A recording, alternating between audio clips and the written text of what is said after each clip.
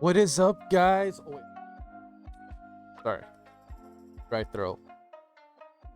What is up, guys? Annie Tier Guild Forever going to be doing a brief little review for Kamen Rider Buraku-san. Episodes 1, 2, 3, 4, and 5. By this point, I've already reacted to episode 6. I'm only going to upload episodes 1 through 5. And then tomorrow, I'm probably going to upload episodes 6 through 10, finishing off the rest of the series. Cause this was a lot, but hey, look, I'm not gonna lie to you. Look, let's just be honest here, bro. All right, let's just have some honesty. This series is amazing. I love it. This is probably one of easily my top 3 favorite Kamen Rider series I've seen so far. I know there's only been 5 episodes, well, 6 episodes.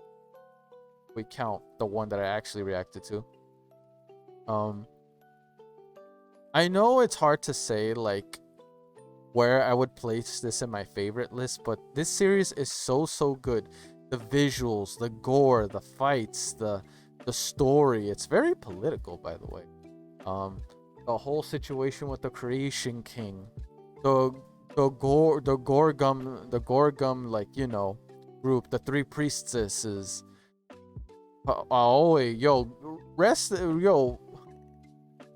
Yo, I'm just gotta say one thing. Yo, can everyone just like, can we take a moment of silence to just like pay our respects to all the people that Omori has lost? She lost her foster mother. She lost her parents. She no longer has a home. And then to top it all off, she became a kaijin. That is so damn dark, bruh. I feel so bad for this kid. Like, good lord, man. What's the worst that could happen to her now? She dies? Like, her life literally got flipped. Ever since she made that announcement on live TV about her opinions on kaijus in today's society. Be that as it may, that's what got attention to her. But what made people really go after her was the fact that she actually had the King's Stone, essentially what gives the person the power to become the next Creation King, or in this case, I've noticed the stones. Are those things basically like the power what enables like Yotaro to become Shin? So yeah. Is that stone basically the power to help him henshin? Because I'm not gonna lie, look, I was already a fan of his form whenever I just saw it. Like, you guys can pretty much confirm the difference. So for those that know more about Kamen Rider Black Sun, or I think the older version is called Kamen Rider Black, unless I'm wrong. You guys correct me, but yeah. I'm assuming the form we saw initially, like early on, like let's just say episode 1 of this series, that was actually his kaijin form. That was his specific kaijin form, even though he literally had the driver belt on him. But he looked more kaijin than Kamen Rider, if I'm going to be honest with you, which is not a bad thing. I was a huge fan of the form even before that. But this, when he actually did the whole henshin sequence, that looked like his legit Kamen Rider. Like that is actually his Kamen Rider form. What I want to know is what's really the difference, and is the difference what I just explained, or is it more in depth than that? You guys can let me know. Another thing, you guys can tell me, of course without spoiler, but there's only 10 episodes in this series, granted 45 minutes apiece, which is more or less an hour. So you can, if you were to double it, that's like 20 episodes. Again, if you're going by the 20 to 30 minute marks, you can say that's like 20 episodes. But is that really it for the season? Like, because I noticed it says season 1. So is there confirming a season 2? I mean, granted, I'm not complaining. Like, from what I've seen so far, again, I've seen up to 6 episodes. I love everything about this series again. And granted, I wouldn't say it's better than Revise. I still love Revise. For those that aren't aware, Revise is probably my #1 favorite. Before it was Zero One. I still love Zero One, and sometimes I conflict between Zero One and Revise as my favorite. But I feel like I'm confident of saying that Revise is my #1 favorite Kamen Rider series. Zero One is like #2, or maybe this series. I'm not sure. I have to say Zero One is still #2.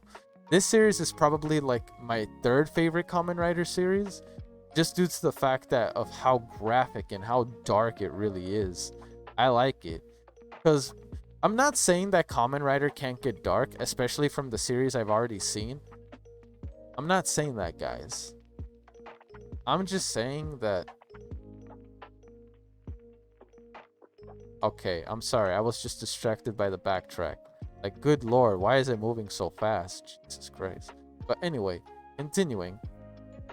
I'm not sure. What would you guys place this, guys? Do you think this series is top 3 worthy for those that have fully seen it? I mean, I can't really make that opinion yet because, I mean, I haven't even finished the series yet. And once again, you guys let me know if they're working on a 2nd season. If they are, I'm not even mad at it. I would be 100% all for it. But based on what I've seen, though, this series is amazing. I love it. From the designs of the kaijins, the graphic nature, the story, how it's built up from this point, the discriminations between, like, of what humans have towards kaijins. It makes me wonder, like, are kaijins ever even going to get accepted toward the end of the day? It's starting to look like they're just trying to get rid of the Creation King in order to be able to, you know, cease the birth rates of any more kaijins. You're basically saying that kaijins' existence are wrong, which to some degree that is very racist. So just because I'm born, I'm bad, I'm evil. Just because I'm born, I shouldn't have been alive. My existence was a mistake, even though I have no control over that. That's just messed up, man. That's just so wrong. But I wonder what Kotaro is gonna do, because we saw, like, again, going further in depth into episode 6, even though episode 6 is not gonna be included. Again, the remaining episodes will come out either tomorrow or the following day. So basically, it's either gonna come out Saturday or Sunday. But once again, man. Oh man, bro. This series turned out better than I thought. Hey, look, I know I'm probably gonna get crucified for all this, but hey, it's better than Geet. I don't care what anyone. It's better than Geet, bro. It's better than Geets. If you're telling me, look, I'm just saying, we have more or less the same ratio when it comes to these episodes, and what I've seen so far in this series versus what I've seen so far in Geets. This is better. My personal opinion, but this is clearly better. The premise, the graphic nature of it, the dark tone settings. Oh yeah, and a subscriber, fellow Kamen Rider fan, told me, like, apparently Kamen Rider Amazon is considered as graphic as this series, maybe more. You guys let me know that. Kamen Rider Amazon. It's on Amazon Prime, so I'm low-key thinking about giving it a watch after I finish this, because I'm not gonna lie to you, I'm very much heavy into this graphic nature of Kamen Rider. I'm heavy. I'm with it. I'm with it. I'm dead ass. I am with it. So for me, it's like, hey, might give it a shot. We'll see.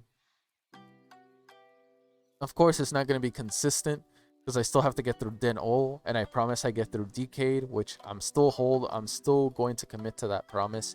It's just maybe for fun here and there, I might check out some other graphic Kamen Rider series like this one, for example, as well as Kamen Rider Amazon.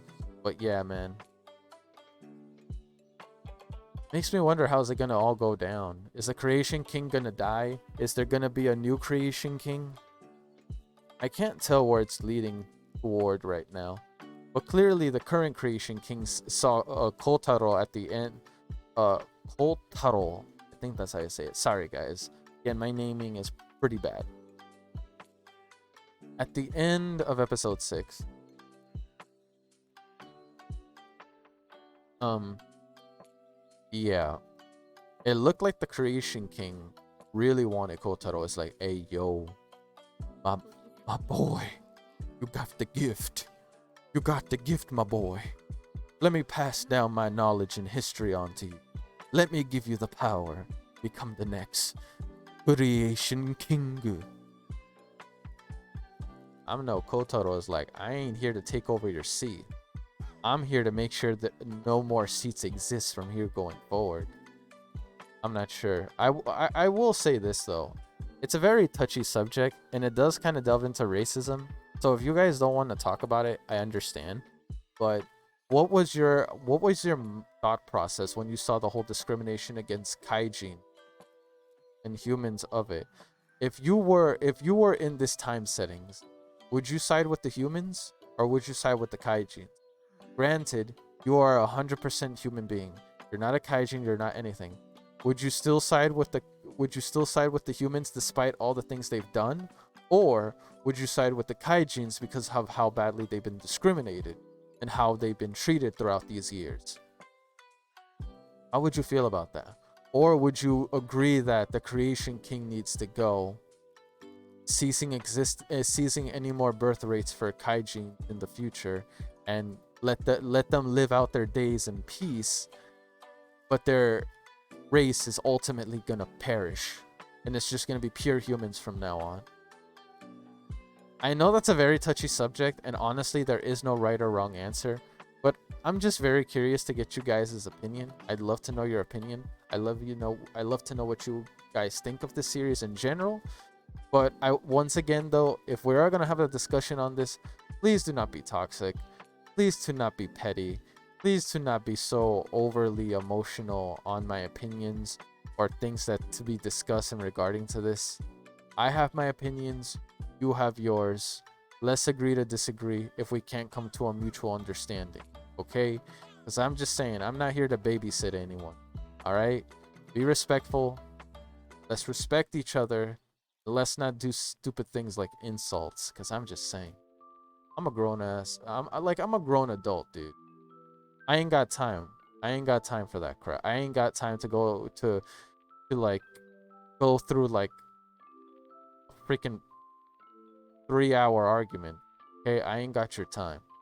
Okay, you may have free time, but I ain't got your time. But anyway, moving on past that. Again, very curious to see how this is all gonna play out, how all this is gonna end. Sucks that Aoi ended up becoming a Kaijin. And before I end off, all I just gotta say, low key, on a low key, I feel like either Kotaro or Nobuhiko would kill the Creation King if it weren't for Yukari. I'm just saying, that girl used her womanly charms to manipulate both these two. See, guys, this is why you shouldn't get emotionally invested, especially when, I'm just saying, if you're fighting for a cause and a woman is involved, do not get attached. Because if you get attached, crap like this will happen. She'll use whatever she needs to do in order to get you to do what she wants. Whether that's kissing you, sleeping with you, or whatever. I'm just saying, if you're here for the cause, be here for the cause. Don't be here for another woman, because otherwise she's gonna get you to be doing some things that you probably wouldn't be doing. Again, the only reason why they're even doing anything the only reason why they're doing anything she's saying is downright because she kissed them. Let's be honest. Do you really think Kotaro or Nobuhiko would really do anything she said if she wasn't attracted to either of them? No, they wouldn't have done any of that. I truly feel like they would have done what they could to protect the creation. I mean, look, they were doing it all this time. What changed? Simple. A woman. A woman gets involved and bam, disaster. Think about it. Think about it. Really think about it, guys. Everyone was on the same side in the flashback, everyone was on the same side. We were all in agreement of what we were going to do until Yukari had her own agenda. And she realizes is that she's probably the only one for this. So what did she do? She used the two guys who she knew she can manipulate and have in the palm of her hand, simply because A, they're both attracted to her. And that ultimately ended up becoming their undoing. That's how the group dynamic fell apart. Again, guys, think about it. The group dynamic fell apart because of a woman. Like, bruh, are you for real? I'm not saying like, I mean, just freaking think about it. There's only one woman in the group, which and let's be honest, she's very attractive. She is crazy attractive. Let it sink in, guys. The group fell apart because of one woman. Because of Yukari. She literally got this whole thing that blew up out of proportion. I don't know. What do you guys think?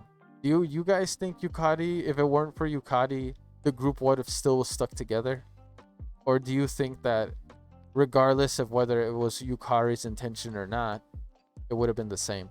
Personally, I have a strong belief that if it weren't for Yukari, we would have all been on the same page. Again, that's what I think.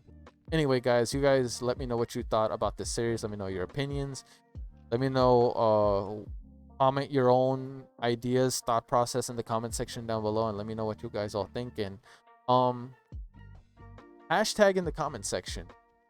Who you for? Who you rooting for? Murak-sun or Shadow Moon? Hashtag whoever you're which team you with. I'm pretty sure most of us is Team Black Sun. At least I'm pretty certain. But anyway, see you guys all later. Peace. Out.